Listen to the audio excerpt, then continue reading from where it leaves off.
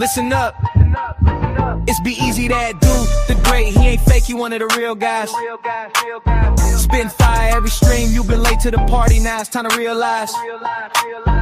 From Pittsburgh to around the world, yeah, the flow is elite. Every beat that he slide on turns into straight heat. Came up from the grind, selling box on a laptop, running up a bag, feel like he hit the jackpot. Got the luxury visions, ambition vivid, never bluff. Person's progress, persevere when the going gets tough. B-Eazy Dat Dude, got stripes in the game. Every rhyme, every line, they gon' remember the name. From the streets to the stage, the energy don't fade. Legend in the making, yeah, history's what he's laid. Mic in his hand, heart in the flow and soul on every beat. Dropping knowledge, power, bravado, his legacy complete. Hustle, amplified, lyrics electrify, that's the truth. B-Eazy Dat Dude, established with certified proof. Feel the bass, feel the vibe, let it ride through the crowd. All the words, every hook, man, he keeps making us proud. King of his lane, rising above every feud. All hail the one and only, one and only, one and only. B-Eazy Dat Dude. Yeah. Yeah.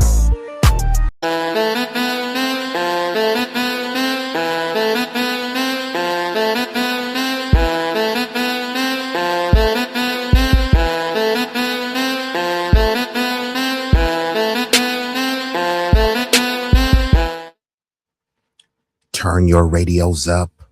Turn your radios up. Y'all know what this is. Y'all know who this is. B-Eazy Dat Dude, an impromptu stream back with another one. This one is gonna be a banger. I won't be here for a long time, but it will be a doozy. I don't like to keep y'all waiting. So before we get this thing started, you know, I gotta hit you. If you know the song, sing along. Yeah, you're right. 私も地元民と言っても実際世代です。もう友達できたの？うん。ぶったまんまこっち見ない。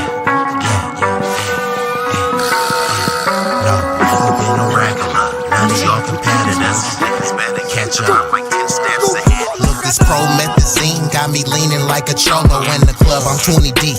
I don't be riding solo. Pull some bad bitches, they vanilla and cocoa. They wanna take some photos when we kick it out in Soho. Chicks are showing tits and popping pussy for my promo. Told them like juvenile, baby, move it for me slow-mo. Then I'm right back to the block, cause I keep getting modo. I be flipping, not shrinking. I don't give a fuck about no ho. This nigga name ain't D-Lo, but pimpin' these bitches and stacking this bread forever be my stilo. This is B-Eazy Dat Dude in the trap making pass smooth. If I ever go broke, then I'm about to pull a jack move. Since a nigga healthy, I don't even gotta worry. With my bitch from Fiji, eating tandoori and chicken curry. That ism is really indie. My pimp ain't international. I design my own clothes, so I be always looking fashionable. Here's a couple facts about me that y'all didn't know. Some of y'all be getting bread, but I be getting bigger, dawg. I got bigger guns and a whole lot of bad. And we are activated. And we gonna get right into this thing because I won't be here for a long time, but it will be a strong time. But I gotta give a shout out to the illustrious guest. We got none other than Chakra King. We got John Sin Different, aka John Sinatra. We got Roger Meadows. Shout out to Nassau County. But where Brooklyn at? In the building. Let's get right into this thing. Y'all seen the title. Y'all seen the thumbnail, right? Bam, we hitting y'all like this first. We want to talk about these deportations. Remember, the Latino community heavily backed Trump. I will vote for Donald Trump. I will vote for Donald Trump. Okay, well, we're going to react to this video from Ricardo Ignacio. It's titled Trump Voter's Son Killed by ICE. Sheesh, let's get right into it. Y'all can watch this video uninterrupted on Ricardo Ignacio podcast. Let's get into it. Immigration officers shot and killed Renee Good and Alex Preddy in Minneapolis an ICE agent killed 23-year-old American citizen Ruben Ray Martinez. But ICE's involvement was only recently disclosed. And like in the cases of Good and Preddy, witnesses dispute the official account of what unfolded. In a CBS News exclusive, immigration correspondent Camilo Montoya Galvez sat down with Martinez's mother for her first television interview.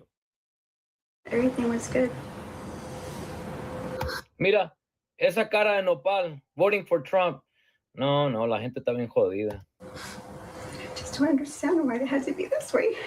Rachel, you don't understand why they had to be this way? What other way are they? Oh my God, bro. Rachel Reyes' son, 23-year-old American citizen Ruben Ray Martinez, was killed by an ICE agent nearly 1 year ago. I was devastated and in disbelief.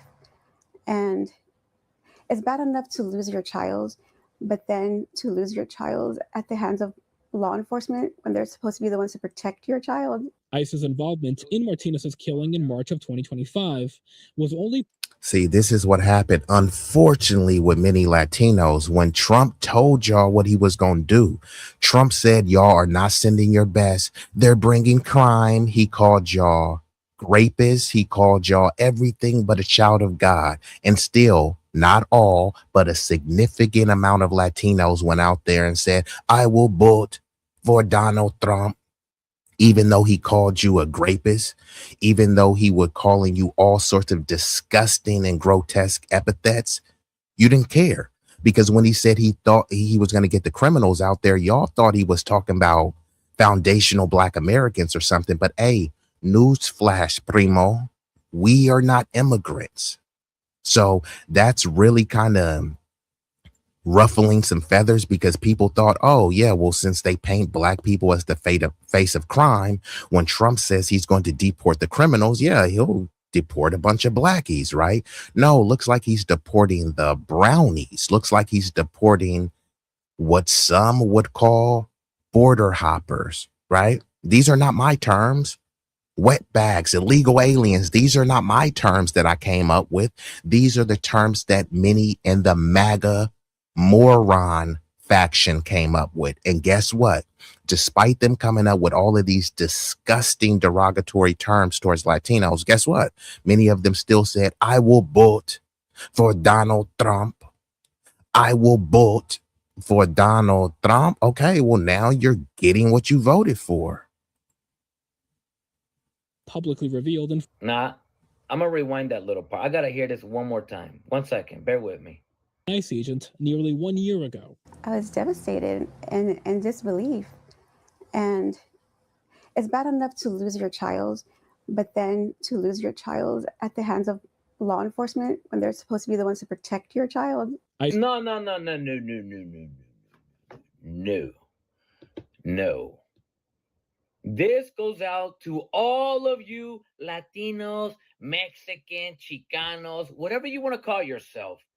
If you look like this, with a cara de nopal, you should know by now, and should have known for a very long time, that when they say, if you look illegal, it means looking like this. There's plenty of illegals that are Asian, African, Europeans, etc., but it doesn't matter. When they say, if you look illegal, it means you look like this, meaning that you are a target. Reyes says she has deep respect for law enforcement. She also supported President Trump in the 2024 election, but she says change is desperately needed. I don't blame President Trump for the death of my son because he wasn't the one who pulled the trigger, but I don't blame Trump either. As a matter of fact, I blame you. You voted for this, idiota. I do think that something needs to be changed in that department as far as the pattern of violence or abuse and impunity. Based on the statement that they made, seeing how the words that they chose to put out there. So now she voted for Donald Trump because of what he ran on. And now she's saying, oh, well, that department, it does need some reform because there's too much abuse going on and they're abusing people with impunity. Yeah, that's what law enforcement is and does. Welcome to America. The land of the nanny state and the police state. What did she think was going to happen? That her son was going to get some preferential treatment? Hey, I voted for Donald Trump. Okay, yeah, you voted for him, and he told you what he was going to do. He was going to get anyone that looked like you up out of here. And I don't know why people are confused when Biden, and it's not just Biden, but Biden presided over a record number of illegal border crossings, right? He had the border open and allowed millions and millions of people to just stroll right in the country. Over 80% of the people who came into the country has some Latin Hispanic origin, right? That's just an umbrella term. So you don't know if it was mostly Mexicans. You don't know if it was mostly Venezuelans or Bolivians or Brazilians or Hondurans. It's just all under the umbrella catch-all term Hispanic, right? So they let close to 80% of the immigrants that crossed the border illegally were Hispanic immigrants, right? So if they were to do a mass deportation campaign, guess what would be the predominant group that will be getting deported, right? Because you were the predominant group that were allowed to enter the country illegally. So when they say, hey, we want to clean up this mess, guess who's going to be disproportionately affected? Latinos. But if you look at the numbers, but per capita, ain't that what the bigots like to say? Okay, let's talk about per capita. There were only 6% of African and Caribbean immigrants combined that were allowed to enter in the country under Joe Biden, right? But they're being deported at a 30% higher rate. No one is talking about per capita. All they're saying is Latino, Latino, Latino, Latino, Latino, Latino, Latino, Latino, Latino. But there's other people of different racial and ethnic backgrounds being deported. Clearly, the melanated immigrants, African and Caribbean, are being deported at a disproportionately higher rate. Do the Latinos care? No, because they don't even care about other Latinos. They care about their specific ethnic group. If you think I'm lying, tell a Mexican that he's no different than an El Salvadorian. Tell a Puerto Rican that they're no different than someone from the DR. Tell someone that's Venezuelan that they're no different than a Honduran. You're all Latin, right? You're all Hispanic, right? They're all just one big global Hispanic lumped together. Try telling them that. But isn't that what we do in the U.S. with the census and the way we talk about it, as if all Latinos are a monolith and have the same political agenda, right? About my son, that's as insult to injury. She's offended because of the way that they described her son. Could I take a wild guess how they described her son without me knowing? They described him as looking illegal, looking like a criminal. He looks like a thug. He looked like he's up to no good. Guess what? If you look like this, or if you look like this, like you, we look like thugs. We look like criminals. We look illegal. Even if we're born in this country, we look like criminals to them. And I get sick and tired when Latinos, Mexicans, Chicanos, whatever, when they go around talking about, well, we didn't know that Trump was going to do these things. He literally told you what he was going to do. Yeah, so the whole thing, oh, we didn't know. Yeah, he told you what he was going to do. He said you weren't sending your best. So therefore, he's going to get y'all up out of here. And still, many of them said, I will vote for Donald Trump. And now this is what your vote is getting you, is getting people deported, is getting people deleted. People are suffering and depressed, suffering from what some would call the diseases of despair, right? But this is what you voted for. Isn't that what they always tell black people? Yeah, so what? The Democrats screwed you over and stabbed you in the back, but this is what you voted for. Okay, well, we got to hold that, right? But the deportations are starting to hit home. Many Latino/Hispanics are getting their model minority wake up call when they put that offensive moniker of model minority. didn't apply to y'all. Now they will say, yeah, you guys work so much harder than the lazy blacks, right? But then when you start popping out a bunch of babies, when you start going into other positions of power, when you start running for political office, then guess what they say? They start talking about the great replacement. It was okay when you guys, who's gonna pick the fruit? Yeah, it was fine if you were picking fruit and making bed sheets. But now when you're starting to challenge them for political power, now you see where the true mask comes off and the bigotry is highlighted, right? But you should have already known this. Black people have been telling y'all this since the inception of this country. And y'all said, shut up, nigger, get over it. Stop complaining. All right, fine. Well, stop complaining. So when y'all are going through these grievances, I'm going to give the same advice that you told me. Shut up and stop complaining. So I'm going to transition into this video. Shout out to Roger Meadows. I didn't have this on the queue, but I just want to tap in with this. And this video is old from 5 years ago, but it still is relevant today. And this talks about Levittowns, separate but unequal, right? So when people try to say, well, I never owned any slaves and slavery was so long ago, and they try to diminish the anti-blackness to an isolated incident of slavery. But what happened after slavery? Jim Crow came. And then what happened after Jim Crow, right? Just because a law is struck down or eradicated doesn't mean the sentiments of people's heart and minds change. So I'm going to react to this video. It's called Levittown, Separate and Unequal. And then I'll chime in a little bit to give some more history on the Levittowns. Let's get into it. The Levittowns were the quintessential pinnacle of NIMBYism, not in my backyard and redlining. This was one of the practices that helped jump off the no niggas allowed, right? But let's get into it.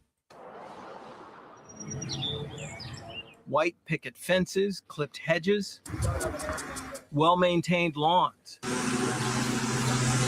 From the outside, it looks like the American dream. But what the community of Levittown was built on doesn't include all Americans. The builder Levitt had in his deeds something that said this property can only be sold to Caucasian people. Now, we have to remember, those deeds were approved by the federal government. Dolores and Erwin Quintine experienced this government-approved racist policy firsthand when they went looking for a So when people say, what, systemic racism doesn't exist, this is a form of systemic racism. And when they say, oh, but that was so long ago, even let's just say it was so long ago. Yeah, but the people still own those houses. So how much is those houses worth now, right? Black people who could afford to live in these areas were denied access simply because the color of their skin. But, systemic racism doesn't exist. It only exists against white people. Show me a town where white people have been barred for buying property. I know people try to lie and say, oh, well, some people encouraged me to not buy a house in a black neighborhood. Yeah, you weren't forced to not buy a house there. You chose to not buy a house there because you were worried about your property values, right? Because you were looking down the line. Okay, this is my starter home and I want to sell it. And I'm not going to get top dollar if it's a bunch of blackies in the neighborhood with me. Hence the sayings, there goes the neighborhood. And that's why they have white flight, etc. This wasn't that long ago, but the high IQs pretend to have amnesia. A home in Levittown in the 1960s. The guy said, you know what, you get your out of here because we don't sell the Established And she said, they say, get your butt out of here because we don't sell to niggas, right? Or niggers. Look how light this woman is. If they wouldn't sell to her, and shout out to Dolores Quintine. That's definitely a grandma down south number. Dolores, thank you, baby. That's what she sounds like. Shout out to Dolores. If they wouldn't sell to a woman this light, right? Nobody, you know what I mean? She passes the paper bag test, right? And they still wouldn't sell to her. So You know that anyone darker than her wasn't being allowed to sell. This wasn't about the money. This wasn't about qualifications. This isn't about meritocracy. This is about stone cold, hard, anti-black bigotry, which the country was founded on. The sooner we stop pretending that it wasn't, then we can all move forward, right?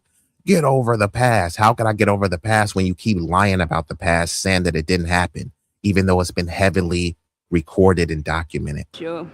Out of here because we don't sell the. Established 1947, but how Levittown was established has an effect on American culture today, not just in Levittown, but nationwide. William Levitt built the first mass-produced suburb in the country, and what happened in this 17,000 home development set the standard for thousands of communities coast to coast. The only way that Levitt could build that subdivision was by going to the Federal Housing Administration and the Veterans Administration, getting a bank guarantee for the loans to buy the land and build the homes. But the banks blocked out in red on maps. So they went to the bank, you know, the same bank, the same government that they tell you to stop begging to the government. Why are y'all asking for handouts? Pull yourself up by your bootstraps. You mean like Levitt did?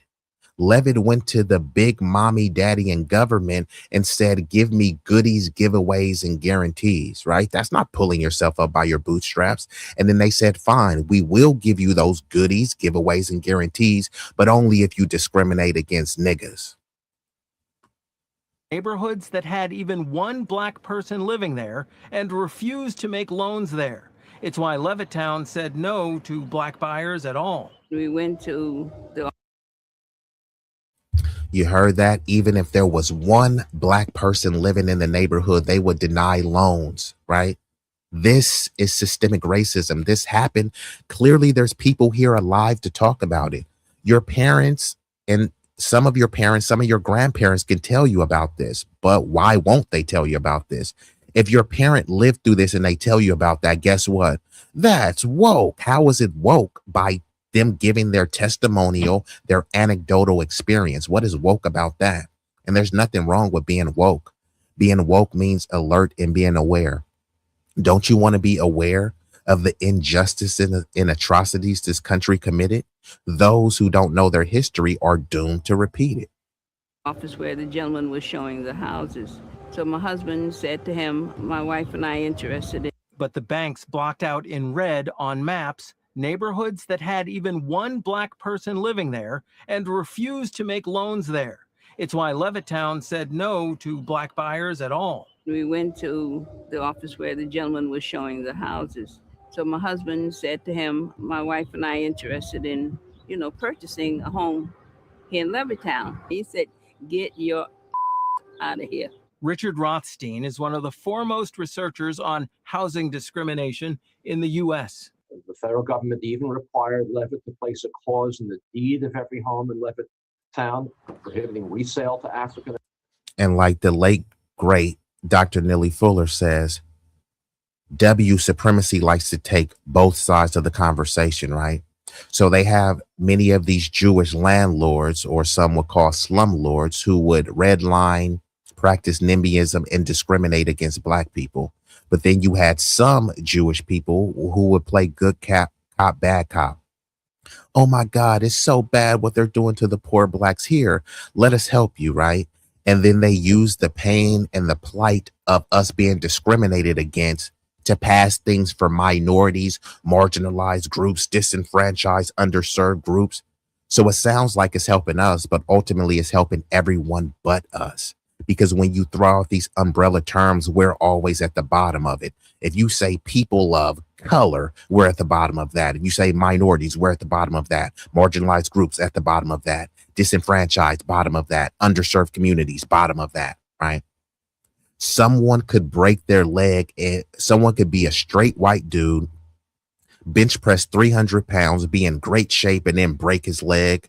And now he's disabled. And guess what? Disabled people are minorities. So he's going to leapfrog you in terms of the social stratification system.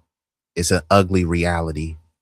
Americans or rental to African Americans. Those deeds are still in the homes today. They can't be removed. They're no longer enforceable, but there it is, not to permit the premises to be used or occupied by any person other than members of the Caucasian race. Louise Casano has lived in Levittown. And then there were some Jewish people. Hey, they discriminated against us too. Yeah, which is why many of you guys just changed your last name and assimilated and adopted your white identity. So don't try to act like the discrimination was the same. They hated Jews. Who was they? You mean other white people? Other white people hated a different ethnicity and whiteness. Okay, wow, right? When the Italians came over, they weren't considered white. They hated them. They called them guineas, which were calling them Africans, which were calling them niggas. They called the Irish people niggas, right? These people were adopted, buck broken, hazed, and assimilated into whiteness, right? So the whole, well, they discriminated against Jews. Okay, they discriminated against you, and then you changed your last name, and then there was no more discrimination. They discriminated against you, and you said, you know what? I'm going to just change my name. Instead of my name being Rothstein, my name is going to be Roberts. You know what I mean? So yeah, when you were black, you couldn't just change your name. Hey, my name is Jamal, and I'm going to change my name to Jonathan.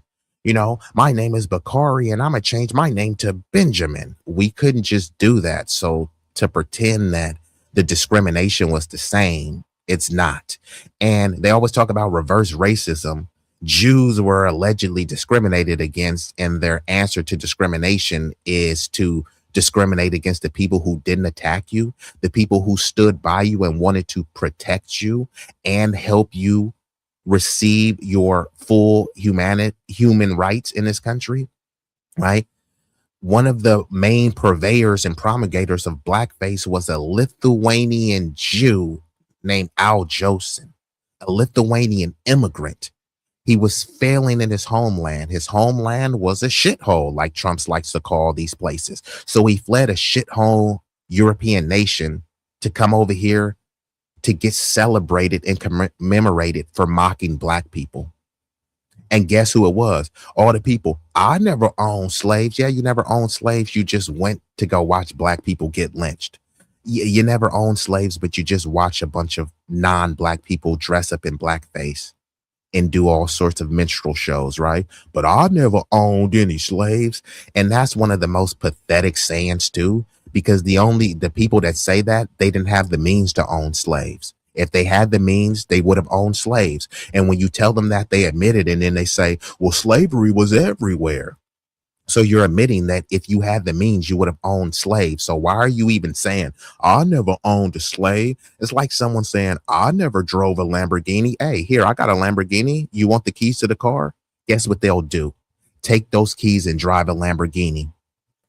I never owned a slave. Hey, I got an extra slave. You want one? Guess what you think they would do? They would take a slave. So why are you pretending that, well, I never owned one? Yeah, you never owned one because you couldn't, but you condoned the practice. Since her parents brought her here in 1951, and she and her husband bought their home here 13 years later. I don't doubt that a number of people bought into the community for the reason that it was Caucasian only. I have never heard of any incidents in this community where people of color have been abused in any way. But there may be a reason for that.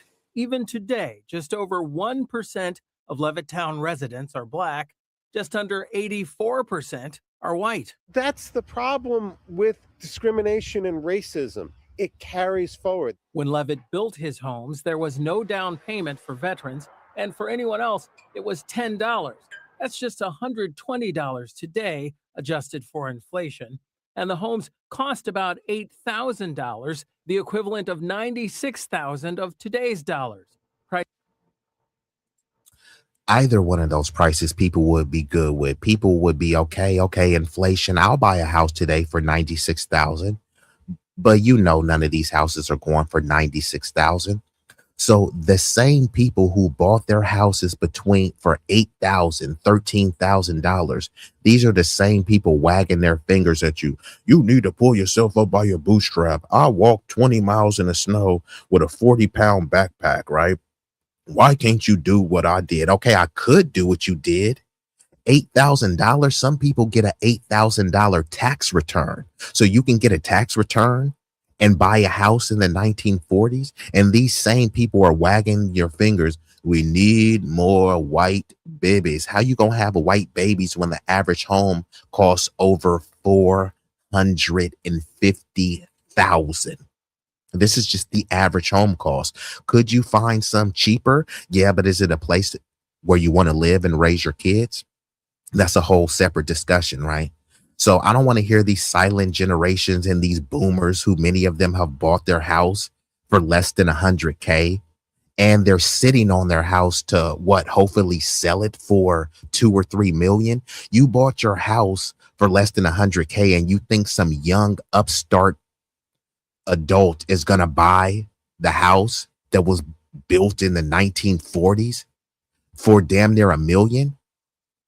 Man, a lot of the silent generations and these boomers, they've sold the country out. It's not just the buck broken black boule. It's many of the people in the dominant society. But who do they blame? George Floyd and BLM. Is this the reason why you can't afford a home? Because BLM? And speaking of BLM, it's a bunch of non-black money funding that. But who do you blame for it? The people who you say are powerless and don't have any resources, right? The people who do have the resources are the one pushing this forward, but they don't get any blame for that. Let's get back into it. Places black families could afford. But now, the value of a Levittown home? $500,000 perhaps. The white families gained equity. Housing advocate Ian Wilder says that created a huge divide of wealth, which could be used to put children through school, which means through college, which means those children have a shot at a better paying job. The families that couldn't buy here lost $400,000 worth of equity. That segregation, enforced by the government and kept in place to this day, means that most whites have lived separately from blacks for generations. Now, there were a few. So, like they said, it was put in place by the government. That's systemic, or some would call systematic as well, right? And it's still going on today. Why are y'all talking about the past? You mean the past that's affecting today? The past that's still affecting the present? Few exceptions in the years after World War II. Well, sort of. Madeline Quintine shows us the clippings about her dad, a community leader. He was the man run out of Levittown nearly 60 years ago. My father was about home ownership. Erwin Quintine was finally able to buy a home here. And many places are more segregated now than in Jim Crow. And guess what? People still, I got black fatigue. How the fuck do you got black fatigue? You don't even live by black people. They've been redlined out of your neighborhood. You have NIMBYism, not in my backyard, so there's no black people around. And then still, you got people that live in a lily white neighborhood that's 90+% white. And they still be saying, what about Chicago? Bro, you're from Wyoming. What about Oakland? You're from Utah, right? What about St. Louis? You're from Rhode Island. In Roanoke Park, the North Amityville subdivision, 4 miles from Levittown, advertised that all men are created equal. It's basically where African Americans live. And while they did build up equity, it was separate and unequal. North Amityville is now 92% Black or Latino and has a median income of about $73,500. That's 62 cents for each dollar Levittowners earn.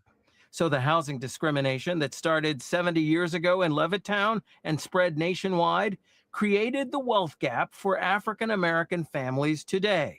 Only in America. That's all I can tell you. Only in America would this happen, I guess. James, what are some other ways this historical segregation has played out? Well, Tamsin, it plays out in even more ways involving housing. Get this, a pair of detailed studies recently showed that nationwide, Black-owned homes are charged much higher property taxes than those owned by whites. But Black-owned homes are typically valued a lot. Systemic racism. Why are y'all talking about the past? No, this is happening today. So we're not supposed to talk about the present. We're not supposed to talk about how the past has shaped the present. Lower than white-owned homes, sometimes when they're right next door to each other. The deeds in Levittown homes have a clause not to permit. Where are the MAGA morons and the liberal lunatics? Reverse racism. Nah, it's just good old-fashioned anti-Black racism. No reverse. No reverse. Detailed studies recently showed that nationwide, Black-owned homes are charged much higher property taxes than those owned by whites. But Black-owned homes are typically valued a lot lower than white-owned homes, sometimes when they're right next door to each other.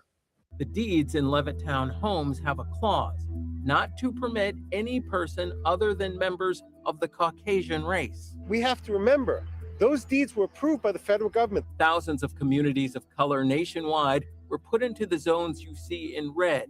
It's called redlining, a practice by the federal government, which in effect prohibited banks from investing in Black neighborhoods or with Black people. The result is that most white Americans have lived separately from Blacks for generations. And you hear they keep saying Black, Black, Black, and then they try to pivot and say communities of color. What other communities of color? Those Latinos that came over here, they were always considered white. And yeah, they were discriminated against, but it was nowhere near the level that they were discriminating against Blacks. They were hazing them into whiteness, which is why Mexicans in specific fought to be legally recognized as white. All of these other groups, yeah, they were saying, no, don't call us people of color because colored is associated with Blackness. And we're the model minority Asians. So we want to live next to y'all. And the whites was like, nah, we don't want y'all next to us. So what the Asians did was many of them came over here, were educated, had degrees or whatever. They were given loans to set up businesses in the Black neighborhood. But it was just an extraction process. They didn't want to live there, right? And then the same thing with the Latinos. Oh my God, we love you. You work so hard, but we don't want to live next to y'all. Right? We don't want to live next to the wetbacks, so we're going to put them next to the niggers, right? And then many of the Latinos, they believe blancamiento, mejoró la raza, lightening, whitening, and brightening the race. So they do whatever they can to get closer to white proximity. So there you have it, right? So this whole communities of color were discriminated against. Yes, some of them were discriminated against, but they were only discriminated against because they were being hazed and assimilated into whiteness. And after they got discriminated against, people weren't being discriminated against by Black people. We were like, come one, come all. We were all inclusive, unfortunately. And then once we included and said, all right, fine, if they want to dump a bunch of undocumented immigrants over here, who cares, man? Injustice anywhere is an injustice everywhere. So we invited and accepted people into our neighborhood. Then we got displaced out of our own neighborhoods. And the same people who said we were fleeing U.S. imperialism. Okay, that wasn't a bunch of Black people destabilizing your country. They'll say they were fleeing gang violence. The gang violence was people that looked like you. It was your brothers and cousins that you were fighting that looked like you, the same racial, same ethnic group. And then they come over here and blame a group that had nothing to do with the destabilizing of their country, that had nothing to do with the gang violence. The cartels, is it a bunch of Black people in the cartels? The Mexican cartel, the Colombian cartel, there's not a bunch of Black people. It's people that look like the people who say they're seeking asylum. They come over here with anti-Black views, but you don't have anti-Latino views when it was Latinos that forced you to flee. It's not Black people in Mexico chopping off the heads of mayors and stuff. It's not Black people flooding your neighborhoods with drugs, trafficking young girls. bringing a bunch of fentanyl across the border, that's not black people. But guess who gets the blame for it? You know what I mean? So I'm going to play a little bit more of this video and then I'm going to transition because I do kind of got a hard stop. I got to get up out of here. A fact emphasized by protesters today looking to change the landscape. They've even marched in Levittown. We have to acknowledge the painful things that happened in our past and look towards a better future. The place that once only let white people purchase homes. We need major actions to break those chains. I call it remedies. Those remedies should be significant financial compensation to blacks nationwide. Find the name of the bank that guaranteed those loans. That bank. Financial compensation, i.e. reparation. Well, why should I have to pay, right? But people only say that about us. No one says, why should I have to pay for the Stop Asian Hate campaign? Why should I have to pay for illegal immigrants? Why should I have to pay for the Jews who didn't suffer a Holocaust here? People don't really say that. It's just only for the group that you can see a litany of documentation that this group was aggrieved. It's like, shut up. Them niggas shouldn't get nothing. But Guamanians should get reparations from the U.S. Armenians, right? We talk more about the Armenian genocide than the genocide of foundational Black Americans in this country, right? Owes reparations. That bank should be setting up a fund to subsidize African Americans. I do agree with the reparations. And if it comes to pass, I don't know. But if it does come to pass, it should have been a long time ago. And could be a...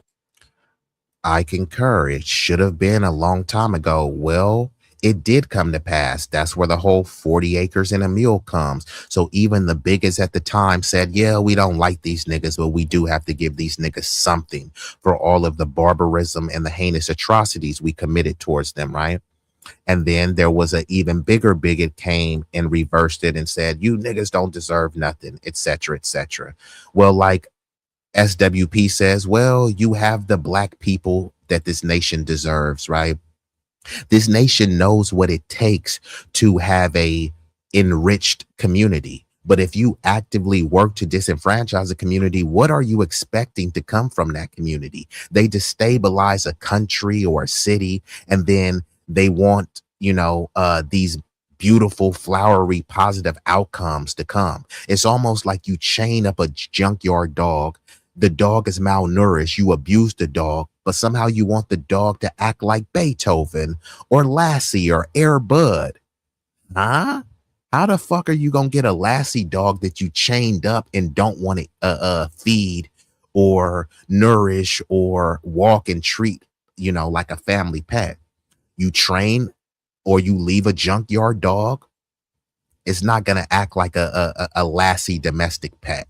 So let's get into this last video because I do got to get out of here. I'm going to try to rush through this one, but this one can be viewed uninterrupted on the African Diaspora News Channel. This is titled, Al Sharpton Makes Wild Claims About Kamala and Obama's Lineage While Slamming Black Americans. So this is the thing that both parties, namely the Democrats, like to do. They like to shame black voters. We're the backbone of the party, but they like to shame you to the vote. Now, they've already moved on, but they want to try to get the last few votes that they can out of black people before they officially displace them, right? They've unofficially replaced and displaced them, but they want us to put the final proverbial nail in the coffin for voting blue no matter who with no interest, right? And rather than blame the politicians for not delivering on tangibles, it's going to be, hey, well, you niggas didn't vote hard enough. Okay, fine. I'm willing to vote hard. I'm willing to galvanize the people. But what am I getting? Well, Trump is bad. If you vote, you get Trump out of office. So basically nothing, right? They're framing that getting Trump out of office, well, that's the tangible because things could just get so much worse. Well, just let them get worse. Because if we can't all be equally comfortable, then we'll all be equally uncomfortable.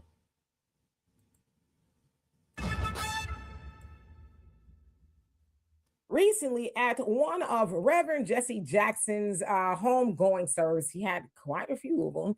there were many dignitaries that got a chance to speak. You had President Bill Clinton, Barack Obama, Vice President Kamala Harris, Joe Biden, and then, of course, you had Reverend Al Sharpton. He spoke. Now, as usual, Reverend Al Sharpton, he's going to tear the house down, right? Because he's, good at what he does. Now, I took exception to a portion of his speech. Check it out. The next day, he took me on the ferry to Goree Island, Mrs. Jackson. And on Goree Island, he showed me where the slave camps were.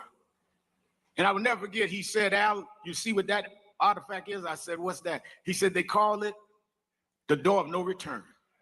When you go through that door, you either made it to America to slavery or you died in the Atlantic. The door of no return. But I talked to him about 3 years ago, and I reminded him, I said, remember when you brought me to the door of no return? He said, yeah. I said, well, we did return. We returned the President of the United States, Barack Obama. We returned the Vice President, Kamala Harris. We returned with businessmen. They thought they sent us as slaves. We came back as global liberators. The problem is that too many of us did not join the movements that sponsored us. And there was a breakout in 2024 called Negro Amnesia, where you forgot where you came from and forgot how you got where you got. Man, see, if you look in the back, it's just a bunch of old people. You know what I mean? I gotta hit him. Al Sharpton, Al Sharpcoon. Who is we? Who is we? He's over here talking about, and we this and we that, and then we got Obama. Like, Obama doesn't have the same lineage or history as me. Kamala doesn't have the same lineage or history as me. Kamala's dad is an Indo-Irish Jamaican dude who has roots towards, some say, slave owners, allegedly, right? So who is the we that he's referring to?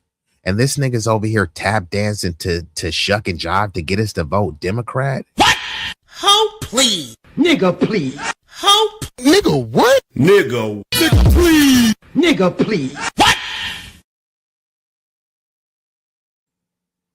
So he's over here talking about, we forget where we came from. Nigga, I didn't come from Africa, right? You forget, man, about the slaves. Nigga, not all of us is slaves. Not all of us came from a slave ship. Many of us have enslaved ancestry, right? But that doesn't mean that they came from Africa. Being a foundational Black American, having an ethnogenesis, is being an amalgamation of indigenous, some African, and some European ancestry. That is what constitutes and creates a foundational Black American. And shout out to the TBA. He always says you gotta watch out for these old niggas. And Al Sharpton is the raccoon lord. Y'all forget where y'all came from. Nigga, I ain't from Africa. There's a breakout in 2024 called Negro Amnesia, where you forgot where you came from and forgot how you got where you got. Therefore, they're trying to take back everything you have. I asked Michael Eric Dyson, our prominent scholar, where in history is this? He said, we always go one step forward and two back. Well, here we are now. The problem is not Trump. The problem is us. How idiotic and pathetic do you have to be? This goofy old nigga saying the problem ain't Trump, the problem is us. Yeah, you go, King. Yeah. Like, what the fuck are y'all cheering for? And this is why you got a bunch of old, buck broken, buttermilk biscuit loving boule bozos. That's all these old niggas and niggettes are. Y'all can't blame Trump. It's our fault. Okay, so why are you going around with this Trump derangement syndrome? Trump bad, Trump bad, Trump bad. Okay, stop blaming Trump. If it's us, just say black people bad, niggas bad, because isn't that what you're saying? We can't blame Trump. It's us. Nigga, huh? Weren't y'all just saying that it was 92% of black women, of those who cast a vote, because half the country doesn't vote, right? So 92% of black women did vote for Kamala Harris, right? And then he's still saying it ain't Trump's fault, it's y'all fault. So what? You wanted the turnout to be 99% to vote for Kamami, the same one who said, I'm not going to do something that only benefits black people, but they do stuff that only benefits Asians, that only benefits non-citizens, that only benefits Jewish people. And here you got Al Sharpton up here saying, it ain't Trump's fault, it's y'all fault. Huh? Nigga, I thought you wanted us to vote. And now he's saying, yeah, it's y'all fault that y'all didn't vote hard enough. We're not offering any tangibles for you niggas, but it's y'all fault for not voting for us, right? Vote for no tangibles, right? Nigga, sit your old, crusty, dusty ass down, Al Sharpton. I asked Michael Eric Dyson, our prominent scholar, where in history is this? He said, we always go one step forward and two back. Well, here we are now. The problem is not Trump. The problem is us. We are allowing ourselves to be lowered.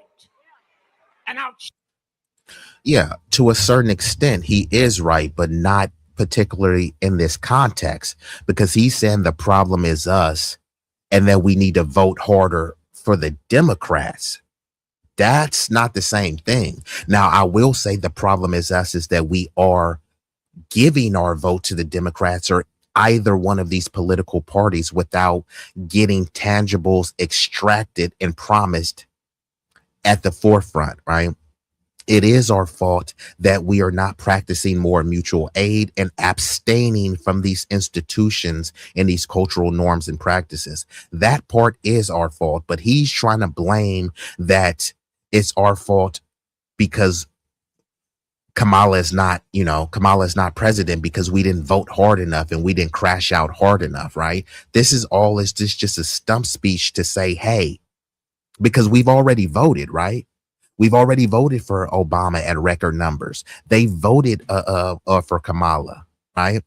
So all he's talking about is future votes. And he's saying it's our problem. I mean, it's our fault if we don't vote. Okay, I just want to say, I was like, damn, I was like Roger Meadows or Roger Sharpton. I was like, nigga, don't tell me you one of them old niggas I gotta watch out for. I do got a hard stop, so I'm gonna try to play a little bit more. But if y'all feeling the video, like, comment, subscribe, and I will hit y'all with a double header later, just because I'm kind of in a rush today. Like I told you, I won't be here for a long time, but a strong time. back. Well, here we are now. The problem is not Trump. The problem is us. We are allowing ourselves to be lowered and our children to feel inferior because you don't have an I am somebody person. You got our artists calling our women bees. Our others calling us. What happened to us? What happened to black and proud? What happened? I'm gonna vote. What happened? Ain't gonna let nobody turn me around. What happened to us? So as you heard him say, What happened to us is we've been led by goofy, musty, moist niggas like you, Al Sharpton. You gotta watch out for these old niggas. They definitely don't have your best interests at heart, right? He's talking about what happened to be black and proud, nigga. We are. We were the ones saying, say it loud, I'm black and I'm proud. But it's people like you who keep trying to say it loud, you're African and you don't know where you came from. I know I didn't come from Africa, right? actually was referencing a time where he and Jesse Jr. Was sitting with Reverend Jesse Jackson. I guess they were at Gory Island or somewhere near it, and they caught a ferry to the door of no return there in Senegal. And so he basically was saying how, but the door of no return, which was where slaves were sent off into slavery and never to return, right? But of course, he says, well, yes, it did return something. It returned Barack Obama and Kamala Harris. And it's like, I don't even really know how to take that. But he basically said we didn't do our part in a sense. And I guess he's saying we don't vote anymore and a whole host of other things that our ancestors did. There is no I am somebody to look up to. And then he basically said, what happened to us? Well, the I am somebody is you. If you look in the mirror, Reverend Al Sharpton, I listen to you, and I'm in a car on Sundays, and you always talk about the man in the mirror. Do you not? You do. And you play Michael Jackson's song and all that. Talking about you are the one you're waiting on, in a sense. That's what you're saying. So can I be my own? I am somebody, right? But if we really need somebody, we could think about the Honorable Minister Louis Farrakhan, right? He's the I am somebody to me. But at the very least, we should be that to ourselves. Okay, let's talk about Barack and Kamala. You said the door returned them. No, it didn't. Because Barack and Kamala, they wasn't part of slavery. In fact, it sounds like their ancestors were slave owners. So they didn't come from the door. Okay. The people that came from the door would have been sold to their relatives. I'm just trying to, make it as accurate as possible. Okay, but let's just go along with your talking points. What did Barack and Kamala return for Black folks? What did they return for us? We returned Barack Obama to the White. So here we got Al Sharpton saying, what happened to us, right? Y'all forgot who y'all are. Nigga, we got Obama elected twice. And we overwhelmingly voted for Kamala.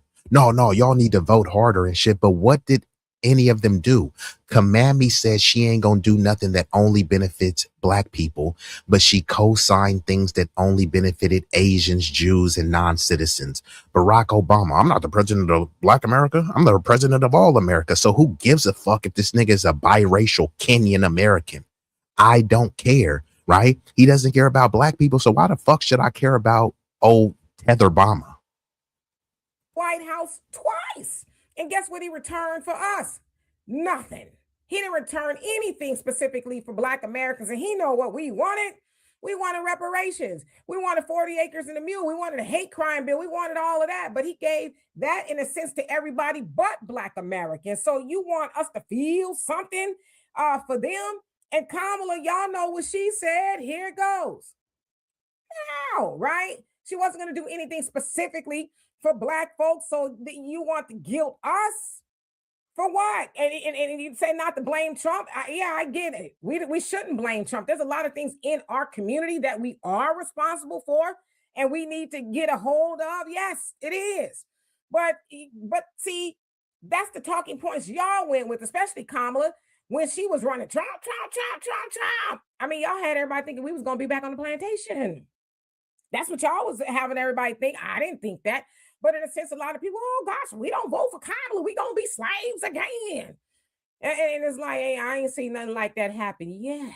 Okay. And even to this, up until the last couple of weeks, I asked somebody the other day, what happened to all the ICE raids? But even still, y'all was running around talking about, down with ICE, abolish ICE and all this other stuff. But yet you talking about what came out of the door of no return. Didn't no immigrants from Mexico or in the motherland, or what they did come from the motherland. But I'm just saying that they didn't come from that door of no return. But y'all run around fighting for them. Exactly. And we got to stop allowing what our ancestors went through to be hijacked by everyone, right? So it was Black people getting dog sicked on them. It was Black people getting lynched. And then they try to say people of color were lynched. No, it wasn't no fucking people of color being lynched. It was foundational Black American freedmen being lynched. There was Juan Crow. What fucking Juan Crow?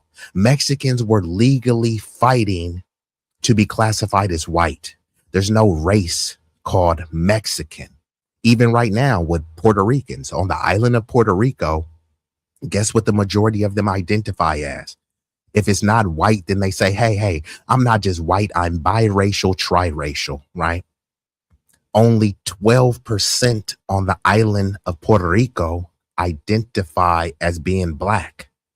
The majority of them identify as being white, but they say, hey, I'm not white, I'm Latino. That's not no race, and neither is Hispanic. So really, all of these people, they talk about W supremacy, but you're crashing out for many white Latinos to uphold the same system that you allegedly are vehemently against. Now, I do got a hard stop, so I'm about to get up out of here. I'm going to hit y'all with a couple quick visuals, not the whole rundown, and then I will shut her down. And Roger says, never forget Al, Mr. Black and Proud, worked with the feds wearing a wire to get someone who knew where Tupac's aunt, Assata Shakur, who the Black Panthers broke out of prisons, was hiding out before it was discovered years in Cuba. So if I was an informant, many of y'all wouldn't subscribe to this channel. Many of y'all don't want to hear what I have to say. If you on the block with a rat, a snitch, an informant, many of y'all don't want to hear what they have to say. There's old saying that snitches get stitches, right? We're not living in those times anymore, clearly, right? But Al Sharpton is a coon tap dancing sellout who was an informant, right? So the fact that he's got a past this long based on, well, he was around during civil rights. Yeah, he was around during civil rights. He may have said and did some good things at one point in his life, but at some point he got the call. He pulled his pants down. He bent over and got buck broken with no lube voluntarily. This is not something to look up to. This is not something to aspire to, right?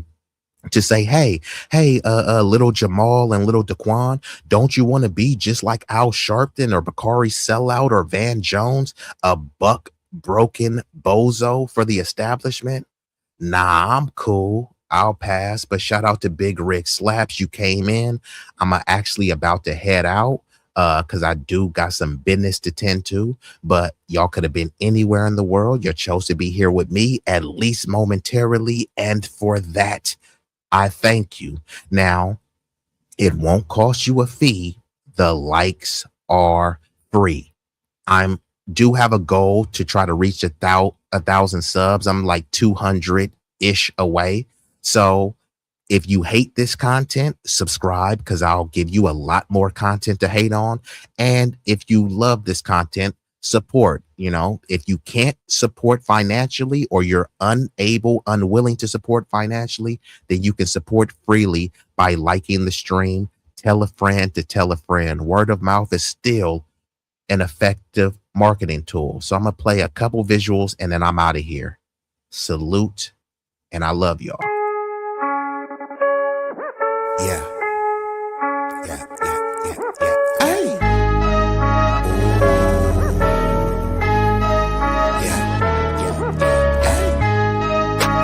B-Eazy Dat Dude, yeah.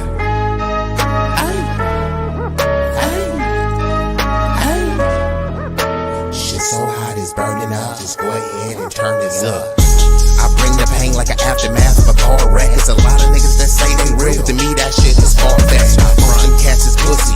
They really is on some feminine stuff. I ride up on them with the 40 ounces. The definition of adrenaline rush. What it do is sweet like cinnamon puffer. My niggas is rough like Willow Pass. Grew up out on Mary Mac, but I used to hang on Willow Pass. These birds that I roll with, outcasts and misfits. Better zip lips so you get hit when the fifth spit. Flat line in your Fitbit. Trap habits is black magic, no voodoo. Get the bands like Buku for the cocaine to go cuckoo.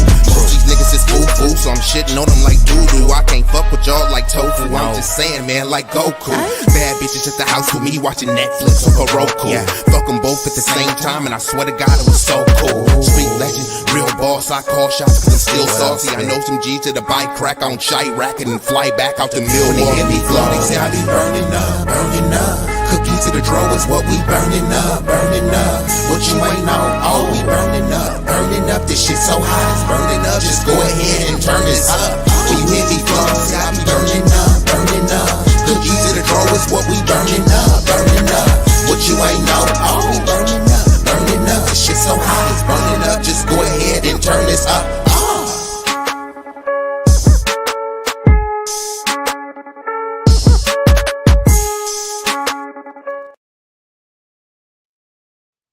Hey, and I was trying to get out of here, but shout out to Focus 6016. I had to make you a mod. Focus coming in hot with the hun done. Yikes. This is the most I've ever received on a super chat or a super sticker. So Focus, I had to mod you up from that. I haven't even really been seeing you over here, Focus. So Focus came in hot with the hun done. Salute to Focus, man. I appreciate that, man. You I'm so happy that you came that, man, this is a tearjerker. Hold on.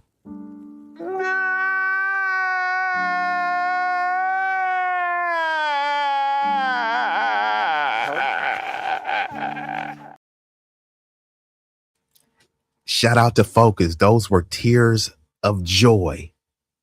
Let me hit you too. Thank you. Thank you. Thank you. Thank you. Thank you. Thank you. Thank you. Thank you. Thank you.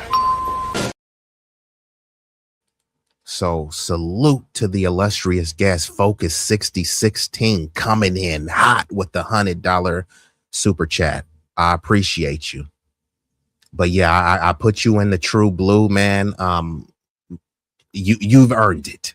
And I'm getting up out of here, but I do gotta give a shout out to the illustrious guest, Sincere Saida, in building. And Sincere, you came right at the back end, so I'm shutting it down. But yeah, I may come back and hit y'all with a double header later. So I'm just ecstatic that Focus came through. I wasn't even expecting it. Like I said, if you're unable or unwilling to support, you can hit your boy what they like. That is free. All right. You ain't know. Let's just be easy. Hey, hey. Let's just be easy. That dude.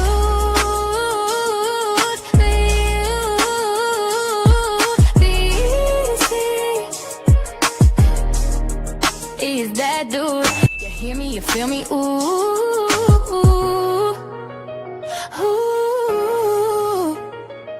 B-Eazy Dat Dude, yeah. B-Eazy.